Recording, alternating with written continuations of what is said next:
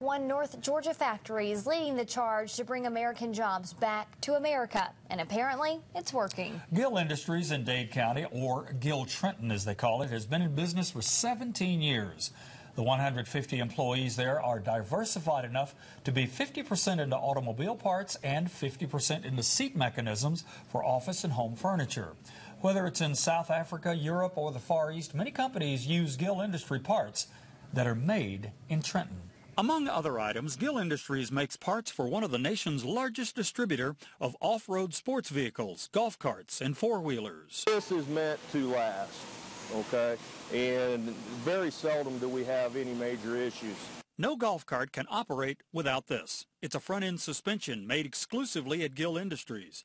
It starts with a metal base stamped in another part of the plant. He's putting in the swing arms that hold our shocks into it.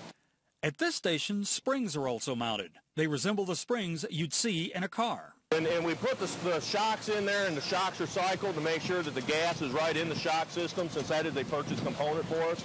While this is going on, brakes are being assembled. Everything goes in, the grease will go in, we're pumping it right now, it comes out. And goes on here. This next portion is we're finishing in our torque process, where we're torquing in our shocks. Getting those in there at the rate that they're supposed to be going as well. The steering mechanism comes pre-assembled and is put on. It's aligned here, and the unit is finished. They're pretty good. They're a pretty good crew, pretty good group of guys. How good are they?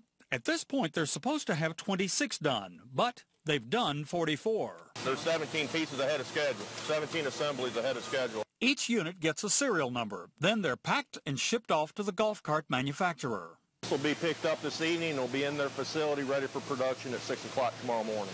2 weeks after we run it, could be any place in the world. Here's where you'll find it on the golf cart. Here's the spring, here's the spindle assembly, and the shock assembly as it comes up into the vehicle.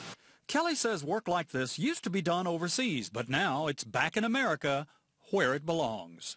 So we're actually taking business over that's being produced in Europe and bringing it stateside and running it here.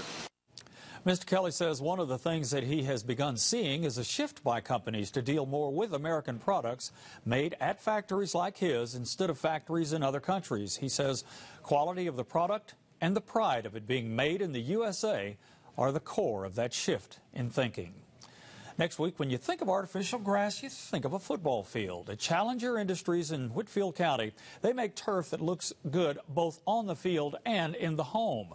It's the world's most environmentally friendly artificial turf, and next Friday at 6, you'll see how it's made in Dalton.